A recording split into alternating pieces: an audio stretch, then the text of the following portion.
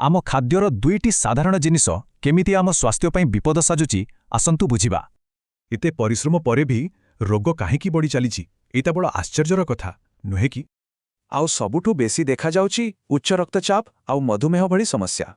हेले एही सबु रोगर असल कारणटा कौन? विश्वास करि हेबनी, किंतु एहार मूल कारण हेउछि आमर अधिक लुण आउ चीनी खाइबा।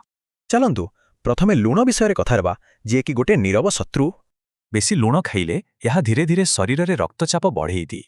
एइटा हृदय उपरे चाप पकाए आउ स्ट्रोक ओ हार्ट अटैकर भय बढ़ाए। आउ जानती आमर अनेक प्रतिदिनर खाइबारे लुण लुचिकी थाए, जेमितिकी आचार, पाम्पड, नमकिन ए सबुठु टिके दूरेई रहिबा दरकार। अच्छा, एबे देखिबा द्वितीय दोषीकु चीनी, जहाकी गोटे मिठा विष भଳି। जेउमानकर मधुमेह अछि सेमानक पई बेसी चीनी खाइबा माने रोगकु डाकिबा।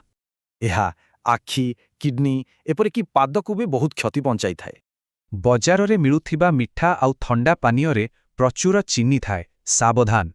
तेणु लडू, हालवा किंबा कोल्ड ड्रिंक्स एसबुको एड़े चलिबा भल। तेबे एते सब विपद भितरे प्रकृत समाधानटा कौन? मने रखंतु, कम लुण आउ कम चीनी थिबा खाद्य ही हेउछि असल औषध। खाली खाइबा थाली रे गोटे छोटो परिवर्तन आउ रोग आपना चाहे दूरेई जीव। आउ गोटे कथा, जिए आज सतर्क रहिबो सीए काली निश्चय हसिबो। तेणु लक्ष्य एका, सुस्थ रहिबाकु हेले सरल खाइबाकु पड़िबो। शेषरे एतिकी कहिबी, अल्प मिठा अल्प लुण, एइटा ही ज्ञानर असल गुण।